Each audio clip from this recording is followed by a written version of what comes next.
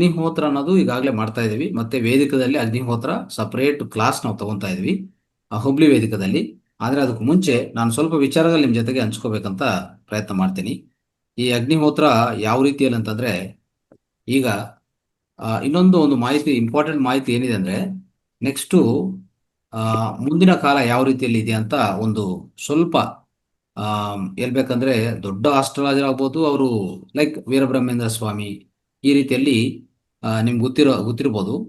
ಹೇಳ್ಬೇಕಂದ್ರೆ ಅವರೆಲ್ಲ ಈಗಾಗಲೇ ಹೇಳಿದ್ದಾರೆ. ಏನಂತ ಹೇಳಿದ್ದಾರೆ ಅಂದ್ರೆ, ಏನು ಆಗ್ಬೋದು ಫ್ಯೂಚರಲ್ಲಿ ಅಂತ ಅವರು ಸ್ವಲ್ಪ ವಿಷಯಗಳು ನಮಗೆ ತಿಳಿಸಿದ್ದಾರೆ.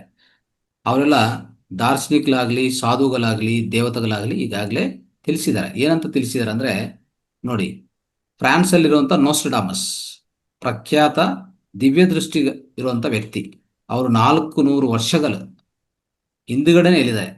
ಈಗ 500 ವರ್ಷ ಹಿಂದುಗಡೆನೆ ನಮ್ಮ ವೀರಬ್ರಹ್ಮೇಂದ್ರ ಸ್ವಾಮಿ ಹೇಳಿದಾರಲ್ಲ, ಆ ರೀತಿಯಲ್ಲಿ ಏನಂತ ಹೇಳಿದೆ ಅಂದ್ರೆ, 2 ಪ್ರಪಂಚ ಯುದ್ಧಗಳಾಗತ್ತೆ ಆಗಿದೆ, 3ನೇ ಪ್ರಪಂಚ ಯುದ್ಧ ಬರುತ್ತೆ, ಅದು ತೀವ್ರವಾಗಿರತ್ತೆ ಅಂತ ಹೇಳಿದ್ದಾರೆ. ನೋಡಿ, ಈ ಈ ಹಿಂದಿನ 2 ಯುದ್ಧಗಳು ಈ ಒಂಥರ ಹುಡುಗರ ಆಟ ಇದೆಯಲ್ಲ ಆ ಥರ ಅಂತ. ಈ 3ನೇ ಪ್ರಪಂಚ ಯುದ್ಧ ಮುಂದೆ, ಅರ್ಥ ಆಯ್ತಾ? ಯಾಕೆ ಹೇಳ್ತಾ ಇದ್ವಿ ಅಂದ್ರೆ ಅರ್ಥ ಮಾಡ್ಕೊಳ್ಳಿ. ಸೊ ಏನಿಗೆ ಈ ಥರ ಆಗ್ತಾ ಇದೆ ಅಂದ್ರೆ, ಎಷ್ಟೇ ನಾವು ಅಫ್ಕೋರ್ಸ್ ನಾವು ಧ್ಯಾನ ಮಾಡಿಸ್ತೀವಿ, ಧ್ಯಾನ ಹೇಳ್ತಾ ಇದೀವಿ, ಎಲ್ಲ ಆಗ್ತಾ ಇದೆ, ಆದರೆ ಇನ್ನೂ ಅಷ್ಟು ಬದಲಾವಣೆ ಅನ್ನೋದು ಬರಬೇಕಲ್ಲ.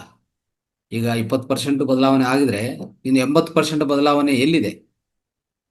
ನೀವು ನೋಡ್ಬೋದು ಸಮಾಜದಲ್ಲಿ ಏನಾಗ್ತಾ ಇದೆ ಅಂತ ದಿನ ದಿನ ನೋಡ್ತಾ ಇದ್ರೆ ಒಳ್ಳೇದೇ. ಅಂದ್ರೆ ನಾವು ನಮ್ಮ ಸಂಕಲ್ಪ, ನಮ್ಮ ಧನಾತ್ಮಕ ಶಕ್ತಿ, ನಮ್ಮ ಚೈತನ್ಯ ಶಕ್ತಿ, ನಮ್ಮ ಊಹಾಶಕ್ತಿ, ನಮ್ಮ ವಿಶ್ವಶಕ್ತಿ, ಪ್ರಾಣಶಕ್ತಿ ಉಪಯೋಗಿಸಿ ಬದಲಾವಣೆ ತಗೊಂಡು ಬರ್ಬೇಕಂತ ನಮ್ಮ ಆಸೆ.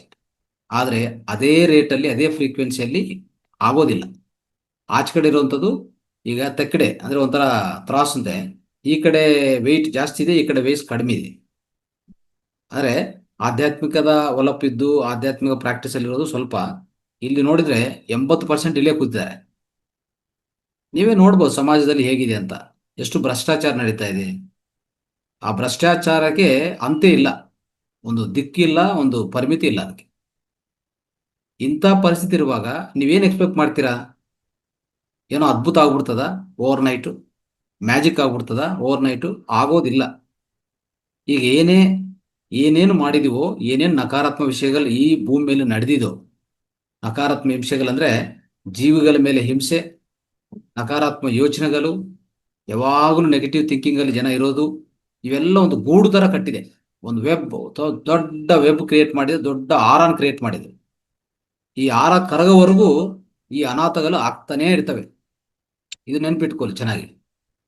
ಭೂಕಂಪಗಳು, ಮತ್ತೆ ಸುನಾಮಿಗಳು, ಮತ್ತೆ ಪ್ರಮಾದಗಳು, ಮತ್ತೆ ಯುದ್ಧಗಳು ಎಲ್ಲ ಬಂದೇ ಬರ್ತದೆ, ಎಲ್ಲಿಗೆ ಹೋಗೋದಿಲ್ಲ. ಯಾಕಂದ್ರೆ ಈಗಾಗಲೇ ನಾವು ಕ್ರಿಯೇಟ್ ಮಾಡಿ ಬಿಟ್ಬಿಟ್ಟಿದ್ವಿ. ಇನ್ನೇನದು? ಈಗ whatever we think, whatever we made manifestations, ಇಷ್ಟುವರೆಗೂ ನಾವು ಏನೇನು ದೃಶ್ಯೀಕರಣ ಮಾಡಿದ್ವಿ ಎಲ್ಲ ಮಾಡಿ ಬಿಟ್ಬಿಟ್ಟಿದ್ವಿ. ಅದು ನೇಚರಲ್ಲಿ ಈಗಾಗಲೇ ಅಡಗಿದೆ. ನೇಚರಲ್ಲಿ ಒಂದು ವೆಬ್ ಥರ ಕ್ರಿಯೇಟ್ ಆಗಿದೆ. ಇದನ್ನು ಕರಗಿಸೋದು ಅಷ್ಟು ಸುಲಭ ಅಲ್ಲ ಮಿತ್ರರೇ. ತುಂಬಾ ಜನ ನಮ್ಮಲ್ಲಿ ಬದಲಾವಣೆ ಬಂದ್ರೆ ಏನಾದ್ರು ಸಾಧ್ಯವಾಗ್ಬೋದು, ಆ ಬದಲಾವಣೆ ಅಷ್ಟು ಈಸಿ ಅಲ್ಲ ಅಂತ ನಮ್ಗೆ ಗೊತ್ತು. ಆಯ್ತು, ಈಗ ಇವರು ಈ ರೀತಿಯಲ್ಲಿ ಹೇಳ್ತಾ ಇದ್ದಾರೆ, ಸಾಧುಗಳು ಗಗನಗಿರಿ ಮಹಾರಾಜ್ ಅಂತ ಅವರು ಹೇಳಿದ್ದಾರೆ. ಇನ್ನು ಮುಂದಿನ ಕಾಲ ಅತಿ ಪ್ರತಿಕೂಲವಾಗಿರುತ್ತೆ ಅಂತ ಹೇಳಿದ್ದಾರೆ. ಸಾಧುಗಳಂತ ಯಾರು ಜೀವಿಸಕ್ಕೆ ಇಷ್ಟಪಡಲ್ಲ ಅಂತ ಪರಿಸ್ಥಿತಿ ಇದೆ ಅಂತ ಹೇಳಿದ್ದಾರೆ. ಆಯ್ತಾ? ಇಂಥ ಪ್ರಕಟಣೆ ಮಾಡ್ತಾ ಇದ್ದಂದ್ರೆ ನೀವು ಅರ್ಥ ಮಾಡ್ಕೊಳ್ಳಿ.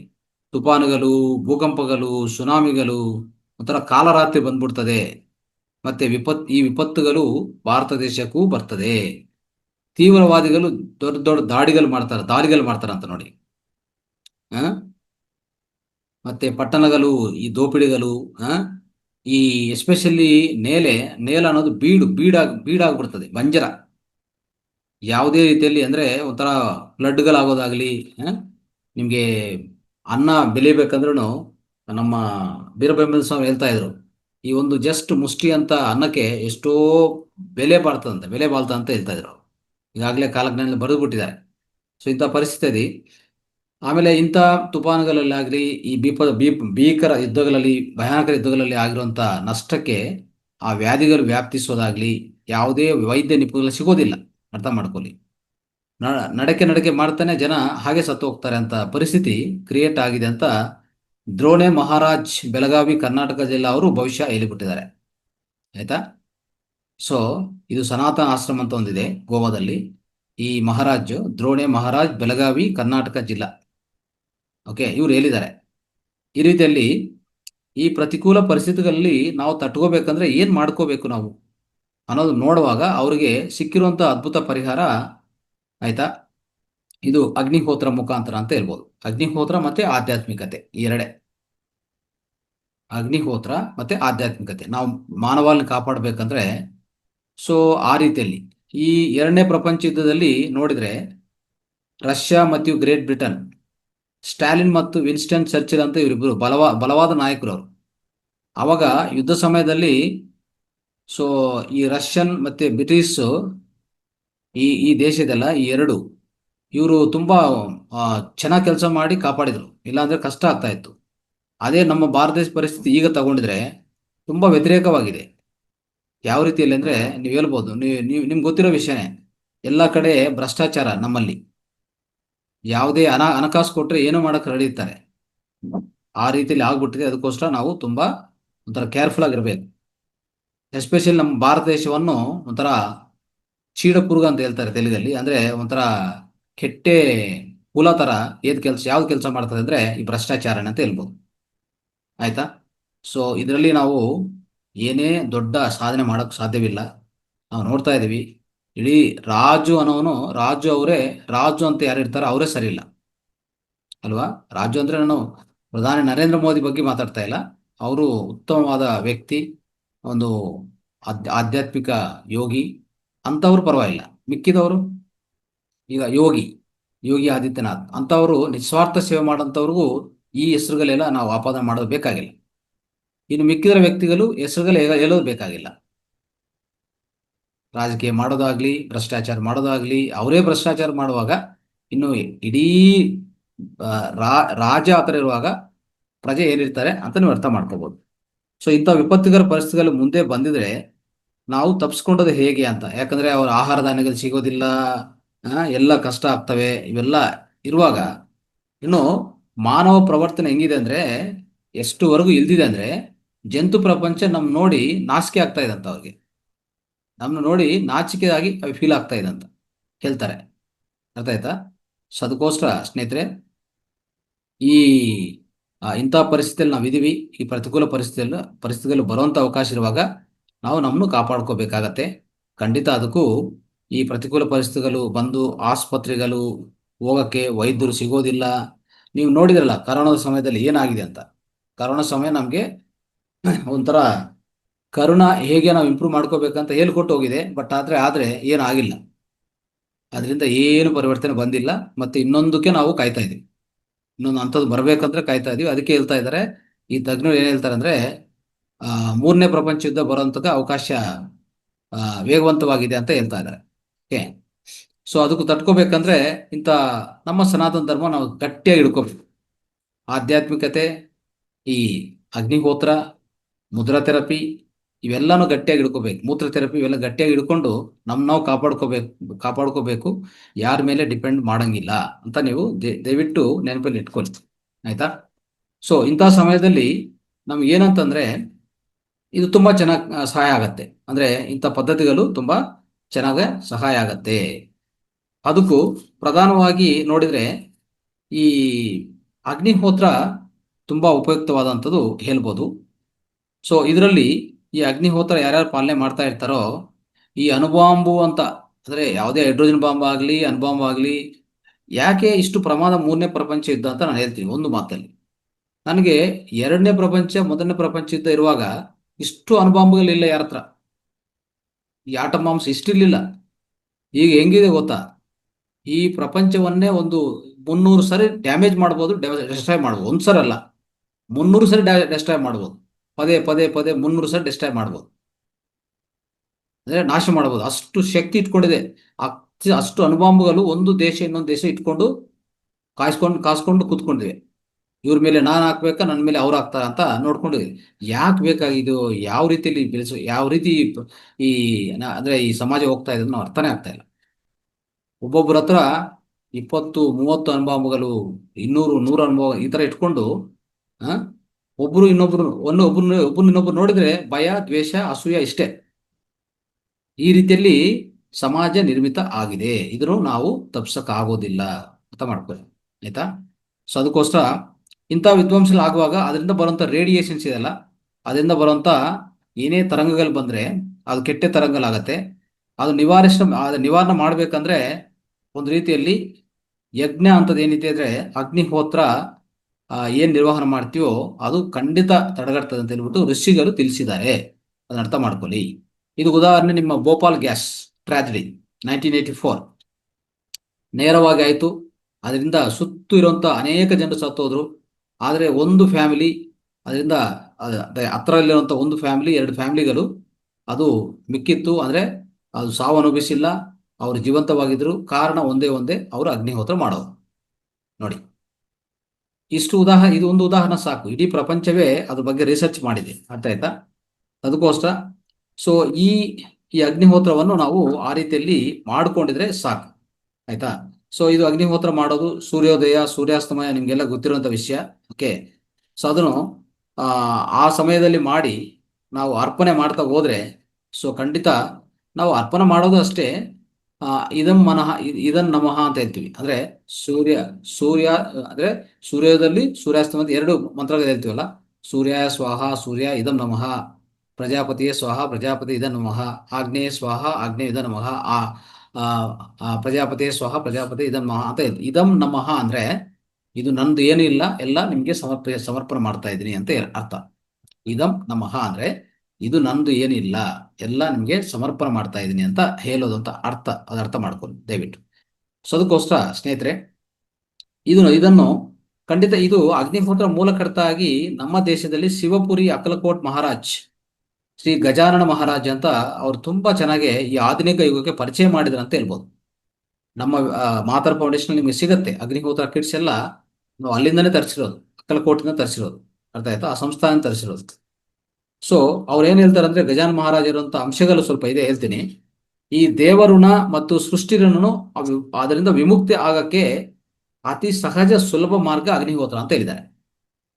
ನಮಗೂ ಯಾವ ಋಣಗಳಿರ್ತದೆ ಹೇಳಿ, ಈ ಭೂಮಿ ಋಣ, ಸೃಷ್ಟಿ ಋಣ ಅಲ್ವಾ, ದೇವ ಋಣದ ಇರ್ತದೆ. ಆ ಋಣ ನಾವು ಜನ್ಮ ತಗೊಂತಾ ಇದೀವಿ ಅಂದ್ರೆ ಸುಮ್ಮನೆ ಅಲ್ಲ.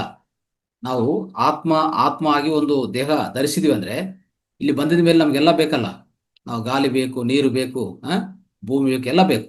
ಎಲ್ಲ ಇದು ಅಂತ ಋಣಗ್ರಸ್ತು ಆಗ್ತೀವಿ ನಾವು. ಈ ಋಣದಿಂದ ವಿಮುಕ್ತಿ ಹೊಂದಬೇಕಂದ್ರೆ ಒಂದು ಅದ್ಭುತವಾದ, ಸರಳವಾದ, ಸಹಜವಾದ, ಸುಲಭವಾದ ಮಾರ್ಗ ಏನಂತಂದ್ರೆ ಅಗ್ನಿಹೋತ್ರ ನೋಡ್ಕೊಳ್ಳಿ. ಸೊ ಅದಕ್ಕೋಸ್ಕರ ಇದ್ರೂ ನಾವು ಪ್ರಾಕ್ಟೀಸ್ ಮಾಡೋಣ, ಅರ್ಥ ಆಯ್ತಾ. ಸೊ ಇದು ಅತ್ಯಂತವಾದ ಶ್ರೇಷ್ಠ ಕರ್ಮ, ಆಯ್ತಾ. ಸೊ ಇದನ್ನು ಉಪಯೋಗಿಸೋದು ಯಾವ ರೀತಿಯಲ್ಲಿ ಅಂದ್ರೆ ಅದೇ ಈ ರೀತಿಯಲ್ಲಿ ಮಾಡ್ತಾ ಹೋದ್ರೆ ಕರ್ಮ ಬಂಧದಿಂದ ನಾವು ಬಂಧದಿಂದ ವಿಮುಕ್ತಿ ಆಗ್ತೀವಿ ಅಂತ ಡೈರೆಕ್ಟ್ ಆಗಿ ಹೇಳ್ತಾರೆ. ಸೊ ಅದಕ್ಕೋಸ್ಕರ ಅಗ್ನಿಹೋತ್ರ ಅದರಲ್ಲಿ ಆಹುತಿ ಕೊಡ್ತೀವಿ ಅಲ್ವಾ. ಸೊ ಅದಕ್ಕೂ ಎಸ್ಪೆಷಲಿ ಕೃತಜ್ಞತೆ ಪೂರ್ವಕವಾಗಿ ನಾವು ಮಾಡ್ತಾ ಹೋದ್ರೆ ಸೊ ಖಂಡಿತ ನಮಗೆ ಅದ್ಭುತವಾದ ಫಲಿತಗಳು ಬರುತ್ತೆ. ಸೊ ಇದು ಎಸ್ಪೆಷಲಿ ಶ್ರೀಮದ್ ಭಾಗವತದಲ್ಲಿ ಅಲ್ಲಿ ಹೇಳಿದ್ದಾರೆ, ಅಗ್ನಿಹೋತ್ರ ಬಗ್ಗೆ ಹೇಳಿದ್ದಾರೆ. ಸೊ ಎಷ್ಟು ವಿಶಿಷ್ಟತೆ ಅಂತ ಹೇಳಿದ್ದಾರೆ. ಶ್ರೀಮದ್ ಭಾಗವತದಲ್ಲಿ ಒಂದು ಹೇಳ್ತಾರೆ, ನಮ್ಮ ಯಾರ್ಯಾರು ಅಗ್ನಿಗೆ ಆಹುತಿ ಸಮರ್ಪಣೆ ಮಾಡಿಲ್ಲದೆ ನಿಮ್ಮ ಉದರವನ್ನು ಅಂದ್ರೆ ನಿಮ್ಮ ಹೊಟ್ಟೆಯನ್ನು ನಿಂತ್ಕೊಂತಿರೋ ಹೊಟ್ಟೆವನ್ನು ಊಟದಿಂದ ಇನ್ನೊಂದಿಂದ ನಾವು ನಿಂತ್ಕೊಂತೀವೋ ಅಂತವರು ಒಂದು ರೀತಿಯಲ್ಲಿ ನಿಸ್ವಾರ್ಥ ಅಂದ್ರೆ ಸ್ವಾರ್ಥಪರರು ಅಂತ ಹೇಳಿದ್ದಾರೆ, ಸ್ವಾರ್ಥಿಗಳು ಅಂತ ಹೇಳಿದ್ದಾರೆ ನೇರವಾಗಿ, ನೋಡಿದ್ರ ಆ ರೀತಿಯಲ್ಲಿ. ಸೊ ಇಲ್ಲಿ ಪ್ರಾಮುಖ್ಯತೆ ಅನ್ನೋದು ಅತಿ ಹೆಚ್ಚಾಗಿದೆ ಖಂಡಿತ. ಸೊ ಇನ್ನೊಂದೇನಂದ್ರೆ, ಸೊ ಇದು ಮಾಡಿದ್ರೆ ಏನಾಗುತ್ತೆ ಗೊತ್ತಾ, ಅಂದ್ರೆ ಈ ಅಗ್ನಿಹೋತ್ರ ಮಾಡ್ತಾ ಹೋದ್ರೆ ನಮ್ಮ ಸುತ್ತು 10 ಅಡಿ ಒಂದು ರಕ್ಷಣಾ ಕವಚ ಫಾರ್ಮ್ ಆಗುತ್ತೆ. ಈ ವಿಷಯ ಗೊತ್ತಾ, ಇದು ಪ್ರೂವ್ ಮಾಡಿದ್ದಾರೆ ಸೈಂಟಿಸ್ಟ್ಗಳು. ನೋಡಿ ಹೆಂಗಿದೆಯೋ, ಒಂಥರ ಸಂರಕ್ಷಣಾ ಕವಚ ನಮ್ಮ ಸುತ್ತು ಒಂದು ತೇಜೋ ಸಂಬಂಧಿತ ಅದ್ಭುತವಾದ ಒಂದು ಸೂಕ್ಷ್ಮ ರೂಪದಲ್ಲಿ ಒಂದು ಕವಚ ತಾಮ್ರದ, ಅಂದ್ರೆ ಈ ರಾಗಿ ಅಂತ ಹೇಳ್ತೀವಿ, ತಾಮ್ರದ ಕಾಪರ್ ಆ ವರ್ಣದಲ್ಲಿ ಇರ್ತದಂತ, ತಾಮ್ರದ ಆ ವರ್ಣ ಆ ಕಲರ್ ಅಲ್ಲಿ ಇರ್ತದೆ, ಅಂಥದ್ದೊಂದು ನಮ್ಮ ಸುತ್ತು ಫಾರ್ಮ್ ಆಗತ್ತೆ ಅಂತ ಹೇಳ್ತಾರೆ. ಆ ವಲಯ ಒಳಗಡೆ ಯಾವುದೇ ರೇಡಿಯೇಷನ್ ಬರಲಿ ಇನ್ನೊಂದು ಬರಲಿ ಎಲ್ಲ ಹಾಗೆ ಆಚೆ ಕಡೆ ಹೋಗುತ್ತೆ, ನಮ್ಗೆ ಟಚ್ ಮಾಡೋದಿಲ್ಲ, ಶರೀರ ಟಚ್ ಮಾಡೋದಿಲ್ಲ. ನೋಡಿ, ದಿನನಿತ್ಯ ಯಾರ್ಯಾರು ಅಗ್ನಿಹೋತ್ರ ಮಾಡ್ತಾರೋ ನಮ್ಮ ಸುತ್ತ ಒಂದು ರಕ್ಷಕ ಕವಚ ಏನಾಗುತ್ತೋ ತಾಮ್ರದ ರೂಪದಲ್ಲಿ ಇರ್ತದೆ. ಆಯ್ತಾ? ಆ ರಕ್ಷಕ ಕವಚ ಒಳಗಡೆ ಯಾವುದೇ ರೇಡಿಯೇಷನ್, ಒಂದು 4 ದಿವಸ ಪ್ರಪಂಚ ಯುದ್ಧ ಆಗಲಿ, ಇಲ್ಲ ಒಂದು ಯಾವುದೇ ನಕಾರಾತ್ಮಕ ಅಂಶಗಳಾಗಲಿ, ನಕಾರಾತ್ಮಕ ಯೋಚನೆಗಳಾಗಲಿ ನಮ್ಗೆ ಟಚ್ ಮಾಡೋದಿಲ್ಲ. ಆ ಕವಚ ಒಳಗಡೆ ಎಂಟರ್ ಆಗೋದಿಲ್ಲ. ಆ ರೀತಿಯಲ್ಲಿ ನಿಮ್ಗೆ ಕಾಪಾಡ್ತಾ ಹೋಗ್ತದೆ. ಅಷ್ಟು ಮಹತ್ವವಾದದ್ದು. ಅರ್ಥ ಆಯ್ತಾ? ಅದಕ್ಕೆ ಇದನ್ನು ಪೋಷಿಸಬೇಕಾಗತ್ತೆ. ಈ ಯಜ್ಞದಲ್ಲಿ ವಿಧ ವಿಧ ಪದಾರ್ಥಗಳು ಆಹುತಿ ಕೊಡೋದ್ರಿಂದ ಶಾಸ್ತ್ರಜ್ಞಗಳು ಈಗಾಗಲೇ ಏನ್ ಮಾಡಿದ್ದಾರೆ ಅಂದ್ರೆ ಅದ್ಭುತವಾದ ರಿಸರ್ಚ್ ಮಾಡಿದ್ದಾರೆ ಇದ್ರ ಮೇಲೆ. ಅದಾಯ್ತಾ? ಏನೇನು ಹೇಳಿದ್ರು ಅಂತ ಹೇಳ್ತೀನಿ ನಾನು. ಒಂದು ಡಾಕ್ಟರ್ ಟಾಯ್ಲೆಟ್, ಅವ್ರ ಹೆಸರು ಡಾಕ್ಟರ್ ಟಾಯ್ಲೆಟ್. ಟಾಯ್ಲೆಟ್ ಅಂದ್ರೆ ದಯವಿಟ್ಟು ಬೇರೆ ತರ ಅರ್ಥ ಮಾಡ್ಕೋಬಿಡಿ, ಅವ್ರ ಹೆಸರು ಡಾಕ್ಟರ್ ಟಾಯ್ಲೆಟ್. ಓಕೆ. ಸೊ ಅವರು ಈ ದ್ರಾಕ್ಷ ಮತ್ತೆ ಡ್ರೈ ಫ್ರೂಟ್ಸ್ ಅಗ್ನಿದಲ್ಲಿ ಹಾಕಿದ ಮೇಲೆ ಇದು ವಾತಾವರಣದಲ್ಲಿ ಒಂದು ಹೊಗೆ ಹೋಗುತ್ತಲ್ಲ, ಅದು ಕ್ರಿಮಿ ಕೀಟಗಳನ್ನ ನಾಶ ಮಾಡ್ತಾ ಅಂತ ಹೇಳ್ತಾರೆ. ಇದು ನೋಟ್ ಮಾಡ್ಕೊಂಡು ಇಟ್ಕೊಳ್ಳಿ, ನೀವು ಅಗ್ನಿಹೋತ್ರದಲ್ಲಿ ಇದು ಪಾಲನೆ ಮಾಡ್ಕೊಳ್ಳಿ. ಇನ್ನು ಸ್ವಲ್ಪ ವಿಷಯಗಳು ಹೇಳ್ತೀನಿ. ಸೊ ಇದು ಪ್ರತ್ಯೇಕವಾಗಿ ಇವರು ರಿಸರ್ಚ್ ಮಾಡಿದ್ದಾರೆ. ಮತ್ತೆ ಫ್ರೆಂಚ್ ಶಾಸ್ತ್ರವೇತ್ತ ಫ್ರೆಂಚ್ ಅವ್ರ ಹೆಸರು ಟಿಲಿ ವರ್ಲ್ಡ್. ಓಕೆ. ಅವ್ರೇನಿದೆ, ಶುಗರು ನೋಡಿ, ಶುಗರ್ ಹಾಕಿದ್ರೆ ಬರೋಂಥ ಹೊಗೆ, ಆಯ್ತಾ, ಎಷ್ಟು ಈ ವಾತಾವರಣದ ಎಷ್ಟು ಶುದ್ಧಿ ಮಾಡತ್ತಂದ್ರೆ ಅಷ್ಟು ಶುದ್ಧಿ ಮಾಡತ್ತಂತ ಹೇಳಿದ್ದಾರೆ. ಆಯ್ತಾ? ಆ ಹೊಗೆದಿಂದ ಕ್ಷಯ ಮತ್ತೆ ಈ ಇದು ಯಾವುದು ಚಿಕನ್ ಪಾಕ್ಸ್ ಇದೆಲ್ಲ ಆಗ್ತದಲ್ಲ, ಅಂಥವೆಲ್ಲ ಯಾವುದೇ ಈ ಇವೆಲ್ಲ ಸಂಬಂಧಿತ ಆ ರೋಗ ಕ್ರಿಮಿಗಳು ಸತ್ತು ಹೋಗ್ತದೆ ಅಂತ ಹೇಳಿದ್ದಾರೆ. ಈ ಚಿಕನ್ ಪಾಕ್ಸ್ ಆಗಲಿ, ಮಮ್ಮೀಸ್ ಆಗಲಿ ಆಗ್ತದಲ್ಲ, ಸೊ ಇವೆಲ್ಲ ಏನೇನೇ ಆಗಿದ್ರು ಇವೆಲ್ಲ ವಾಸಿ ಆಗ್ತದೆ. ಅಂದ್ರೆ ಏನಂತ ಹೇಳ್ತಾರೆ, ಶುಗರು ಈ ಅಗ್ನಿಹೋತ್ರದಲ್ಲಿ ಹಾಕೋದು ಅದು. ಮತ್ತೆ ಡಾಕ್ಟರ್ ಆಫ್ಕಿನ್ ಅಂತ ಒಬ್ರು ಹೇಳಿದ್ದಾರೆ, ಈ ಘೃತ ಅಂದ್ರೆ ತುಪ್ಪ ಮತ್ತೆ ಶುಗರ್ ಎರಡು ಮಿಕ್ಸ್ ಮಾಡಿ ಹಾಕಿದ್ರೆ ಈ ಅಗ್ನಿದಲ್ಲಿ ಏನಾಗತ್ತೆ, ಆ ಬಂದಿರುವಂತ ಹೊಗೆದಿಂದ ವಿಷ ಕ್ರಿಮಿಗಳು, ಪಾಯ್ಸನಸ್ ಕ್ರಿಮಿಗಳೆಲ್ಲ ಸತ್ತು ಹೋಗ್ತದೆ ಅಂತ ಹೇಳಿದೆ ನೋಡಿ. ಆಮೇಲೆ ಹೋಮಿಯೋಪತಿ ಸಂಸ್ಥಾಪಕರಾದಂಥ ಡಾಕ್ಟರ್ ಶಾಮಿಲ್ ಹಾನಿಮನ್ ಅವರೆಲ್ಲದು ನೋಡ್ಕೊಳ್ಳಿ. ಈ ಔಷಧೀಯ ದ್ರವ್ಯಗಳು ನಾವು ಈ ಬೆಂಕಿಯಲ್ಲಿ ಅಂದ್ರೆ ಈ ಅಗ್ನಿದಲ್ಲಿ ಹಾಕಿದ್ರೆ ಸುಗಂಧ ಭರಿತ ಹೊಗೆ ಆಚೆ ಕಡೆ ಬರುತ್ತೆ, ವಾತಾವರಣದಲ್ಲಿ ಎಲ್ಲ ವ್ಯಾಪ್ತಿಸ್ತದೆ, ಶ್ವಾಸ ಮಾರ್ಗದಿಂದ ಉಸಿರಾಟ ವ್ಯವಸ್ಥೆಗೆ ಸೇರ್ತದೆ. ಇದರಿಂದ ರಾಸಾಯನಿಕ ಪ್ರಕ್ರಿಯೆ ಆಗಿ ಒಂದು ಹೊಸ ಚೈತನ್ಯ ಮೇಲೆ ಉತ್ಪನ್ನ ಆಗತ್ತೆ. ಉದಾಹರಣೆಗೆ ಹೂಗಳ ಸುಗಂಧ ಮತ್ತು ಅನ್ಯ ಪದಾರ್ಥಗಳು ಯಾವುದೇ ಒಳ್ಳೆ ಚೆನ್ನಾಗಿ ವಾಸನೆ ಇದ್ರೆ ಏನಾಗತ್ತೆ ಹೇಳಿ, ನಮ್ಗೆ ಅಲ್ಲಿ ಹೋದ ತಕ್ಷಣ ಒಂಥರ ಮನಸ್ಸು ಪ್ರಶಾಂತವಾಗತ್ತೆ. ಆ ರೀತಿಯಲ್ಲಿ ಕೆಲಸ ಮಾಡ್ತದೆ ಸ್ನೇಹಿತರೆ. ಸೊ ಅಂತ ರೀತಿಯಲ್ಲಿ ಕೆಲಸ ಮಾಡ್ತದೆ. ಆಯ್ತಾ? ಸೊ ಈ ರೀತಿಯಲ್ಲಿ ಅದ್ಭುತವಾದ ವಿಷಯಗಳು ಹೇಳಿದ್ದಾರೆ, ಇದನ್ನ ಅರ್ಥ ಮಾಡ್ಕೋಬೇಕು ನಾವು. ಸೊ ಇವೆಲ್ಲ ನಾವು ಪಾಲನೆ ಮಾಡಿದ್ರೆ ಇವೆಲ್ಲ ತಜ್ಞರು ಹೇಳುವಂತ ಅಂದ್ರೆ ರಿಸರ್ಚ್ ಮಾಡಿ ಹೇಳುವಂತ ವಿಷಯಗಳಿವು. ಅರ್ಥ ಆಯ್ತಾ? ಅದೇ ರೀತಿಯಲ್ಲಿ ಈ ಲಾಭ ಅನ್ನೋದು ನೋಡ್ತಾ ಹೋದ್ರೆ ಸೊ ಅನೇಕ ಲಾಭಗಳು ಈಗಾಗಲೇ ಹೇಳಿದ ಪ್ರಕಾರ ಇದರಿಂದ ಚೈತನ್ಯವಂತವಾದ ಈ ಔಷಧೀಯ ವಾತಾವರಣ ನಿರ್ಮಾಣ ಆಗತ್ತೆ. ಇದರಿಂದ ಏನಾಗತ್ತೆ, ಚೈತನ್ಯವಾದ ಔಷಧೀಯ ವಾತಾವರಣ ಇದರಿಂದ ನಿರ್ಮಾಣ ಆಗತ್ತೆ. ಯಾಕಂದ್ರೆ ಅದರಲ್ಲಿ ಅಷ್ಟು ಮಹತ್ವವಾದ ವಿಷಯಗಳಿದೆ. ಆಮೇಲೆ ಹೆಚ್ಚಿನ ಪೌಷ್ಟಿಕ మరియు ರುಚಿಕರ ಧಾನ್ಯಗಳನ್ನು ಉತ್ಪತ್ತಿ ಮಾಡ್ಬೋದು ಯಾರು, ರೈತರು. ಅಗ್ನಿಹೋತ್ರದಿಂದ ವಾತಾವರಣದಲ್ಲಿ ಈ ಸಸ್ಯಗಳು ತುಂಬಾ ಅದ್ಭುತ ರೀತಿಯಲ್ಲಿ ಬೆಳೀತದೆ. ಆಯ್ತಾ? ಅಗ್ನಿಹೋತ್ರ ಭಸ್ಮ ಇದೆಲ್ಲ ಅದನ್ನು ವ್ಯವಸಾಯಕ್ಕೆ ನೇರವಾಗಿ ಬಳಸಬಹುದು. ನೀರಲ್ಲಿ ಮಿಕ್ಸ್ ಮಾಡಿ ನೀರು ಬಿಟ್ಟಿದ್ರೆ ಸಾಕು, ಆ ವೃಕ್ಷ ಸಂಪದ ತುಂಬಾ ಚೆನ್ನಾಗಿ ಆಗತ್ತೆ. ಇದು ಪರಿಣಾಮದಿಂದ ಪೌಷ್ಟಿಕ ಮತ್ತು ರುಚಿಕರ ಧಾನ್ಯಗಳು ಉತ್ಪನ್ನವಾಗ್ತವೆ. ಫಲಗಳು, ಪುಷ್ಪಗಳು ಮತ್ತೆ ತರಕಾರಿಗಳು ತುಂಬಾ ಚೆನ್ನಾಗಿ ಬೆಳೀತವೆ. ನೋಡ್ಕೊಳ್ಳಿ, ಅದು ಪ್ರಧಾನವಾಗಿ ಬೇರೆ ಬೇರೆ ದೇಶಗಳಲ್ಲಿ ಮಾಡ್ತಾ ಇದ್ದಾರೆ, ನಮ್ಮ ದೇಶದಲ್ಲಿ ಇನ್ನೂ ಹೆಚ್ಚು ಪಾಲನೆ ಮಾಡ್ತಾ ಇಲ್ಲ. ಸೊ ಈ ಅಗ್ನಿಹೋತ್ರ ಅಂತ ವೃಕ್ಷ ಸಂಪದನ್ನು ತುಂಬಾ ಹೆಚ್ಚಿಸ್ತದೆ ಅಂತ ಹೇಳ್ಬೋದು. ಸೊ ಅದೇ ರೀತಿಯಲ್ಲಿ ಮಾನವನ ಆರೋಗ್ಯವನ್ನು ಕಾಪಾಡುತ್ತೆ. ನಮಗೆಲ್ಲ ಗೊತ್ತಿರೋ ಪ್ರಕಾರ ನಮ್ಮ ವಾತಾವರಣದಲ್ಲಿ ಕೆಟ್ಟ ಅಂಶಗಳೆಲ್ಲ ತೊಲಗಿಸ್ತದೆ, ಮತ್ತೆ ಆಕ್ಸಿಜನ್ ಹೆಚ್ಚು ಮಾಡುತ್ತೆ, ಆಮ್ಲಜನಕವನ್ನು. ಅದಕ್ಕೆ ಕ್ಯಾನ್ಸರ್ ಇಂಥ ರೋಗ ಯಾವುದೇ ಇದ್ರೂ, ಯಾವುದೇ ಮಹಾಮಾರಿ ಇದ್ರೂ ದಿನನಿತ್ಯ ಮಾಡ್ತಾ ಹೋಗಿ ಅಂತ ಇರುತ್ತೆ. ಮತ್ತೆ ಈ ಮಕ್ಕಳ ಮೇಲೆ ತುಂಬಾ ಅತ್ಯಂತ ಪರಿಣಾಮ ತೋರಿಸ್ತದೆ. ಅವರ ಸಂಸ್ಕಾರಗಳನ್ನು ವೃದ್ಧಿ ಮಾಡುತ್ತೆ ಅಂತ ಹೇಳ್ತಾರೆ. ನೋಡಿ, ತುಂಬಾ ಹಠ ಇರ್ತಾರೆ ಸ್ವಲ್ಪ ಮಕ್ಕಳು, ಎಷ್ಟು ಇರಿಟೇಷನ್ ಫೀಲ್ ಆಗ್ತಾರೆ ನೋಡಿ, ಅವೆಲ್ಲ ಶಾಂತ ಗುಣ ಬರುತ್ತೆ ಅವರಲ್ಲಿ. ಮತ್ತೆ ಮಕ್ಕಳಲ್ಲಿ ಅತಿ ಸುಲಭವಾದ ಏಕಾಗ್ರತೆ ಹೆಚ್ಚಾಗ್ತಾ ಹೋಗ್ತದೆ ಅಂತ ಹೇಳ್ತಾರೆ. ಮತ್ತೆ ಸ್ವಲ್ಪ ಮಕ್ಕಳು ಬುದ್ಧಿಮಾಂದ್ಯದಿಂದ ಬುದ್ಧಿಮಾಂದ್ಯತೆ ಇರ್ತಾರೆ ಅಂಥವರು ಉತ್ತಮವಾದ ಪ್ರಭಾವ ಅವರಲ್ಲಿ ಆಗ್ತದೆ ಅಂತ ಇದನ್ನು ಹೇಳಿದ್ದಾರೆ. ಆಯ್ತಾ? ಅದಕ್ಕೋಸ್ಕರ ಇದೆಲ್ಲ ನಾವು ಇದೆಲ್ಲ ಪಾಲನೆ ಮಾಡ್ತಾ ಹೋಗೋಣ. ಆಮೇಲೆ ಈ ಅಗ್ನಿಹೋತ್ರದಿಂದ ನಿಚ್ಚಲವಾದ ಇಚ್ಛಾಶಕ್ತಿ, ಮನೋವಿಕಾರ ಹೋಗತ್ತೆ, ಮನೋಬಲ ಹೆಚ್ಚಾಗತ್ತೆ. ಅರ್ಥ ಆಯ್ತಾ? ನೋಡಿ, ಇದು ಈ ಅಗ್ನಿಹೋತ್ರ ಮಾಡ್ತಾ ಹೋದ್ರೆ ಸ್ತ್ರೀ ಪುರುಷರಾಗ್ಲಿ, ಸಣ್ಣ ಮಕ್ಕಳಾಗ್ಲಿ, ದೊಡ್ಡವರಾಗ್ಲಿ, ಇವರೆಲ್ಲನೂ ಸಂತೃಪ್ತಿವಾದ ಜೀವನವನ್ನು, ಸಕಾರಾತ್ಮಕ ಜೀವನವನ್ನು, ಮನಃಶಾಂತಿ, ಆತ್ಮವಿಶ್ವಾಸ ಹೆಚ್ಚಾಗ್ತಾ ಹೋಗ್ತದೆ. ಅವರ ಗುಣಗಳು ತುಂಬಾ ಹೆಚ್ಚಾಗ್ತದೆ. ಇದೆಲ್ಲ ಸಂಶೋಧನೆ ಮಾಡಿ ತಿಳಿಸಿರೋದು ಮಿತ್ರರೆ. ಯಾರಾದರೂ ಈ ಮದ್ಯಕ್ಕೆ, ಮಾರಕ ದ್ರವ್ಯಗಳಿಗೆ ಅಭ್ಯಾಸ ಆಗಿರ್ತದೆ ನೋಡಿ, ಅಂಥವರು ಈ ಅಗ್ನಿಹೋತ್ರ ಮಾಡ್ತಾ ಹೋದ್ರೆ, ನಿತ್ಯ ಮಾಡ್ತಾ ಹೋದ್ರೆ, ಅವರಲ್ಲಿ ಆಟೋಮೆಟಿಕ್ ಆಗಿ ಅವರು ಅವರ ವ್ಯಸನಗಳಿಂದ ಆಚೆ ಕಡೆ ಬರ್ತಾರೆ. ಅವರಲ್ಲಿ ಇಚ್ಛಾಶಕ್ತಿ ಹೆಚ್ಚಾಗಿ ವೇಗವಂತವಾಗಿ ಅವರು ಆಚೆ ಕಡೆ ಬರ್ತಾರೆ. ಇದು ಹೇಳಿ ಯಾರನ್ನ ಆ ಥರ ಮಾಡ್ತಾ ಇದ್ರೆ ಅವ್ರು ಏನಿಲ್ಲ, ಅಗ್ನಿಹೋತ್ರ ಮಾಡುವಾಗ ಕೂರಿಸಿ ಅಷ್ಟೇ.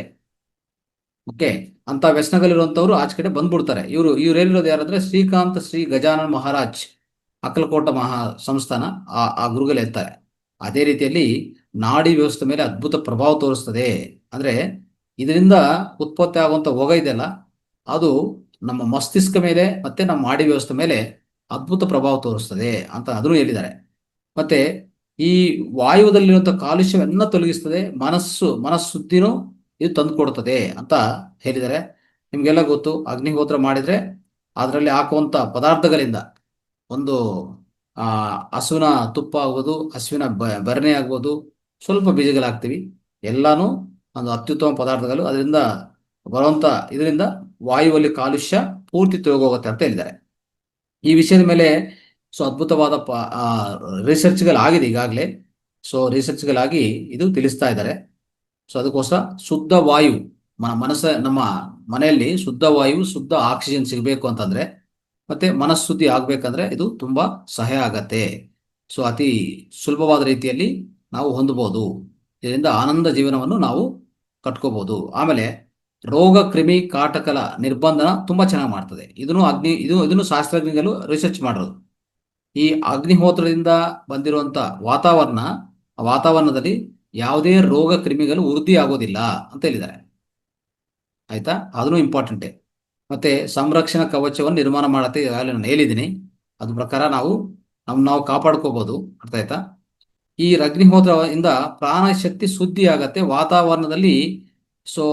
ಯಾರು ನಿವಾಸ ಮಾಡ್ತಾ ಇರ್ತೀವೋ ಅವರು ಪ್ರಸನ್ನವಾಗಿ ಆನಂದವಾಗಿರ್ತೀವಿ. ಆಯ್ತಾ? ಇಂಥ ವಾತಾವರಣ ಇರುವಾಗ ಧ್ಯಾನ ಮಾಡೋರಿಗೆ ತುಂಬಾ ಸಹಾಯ ಇದೆ.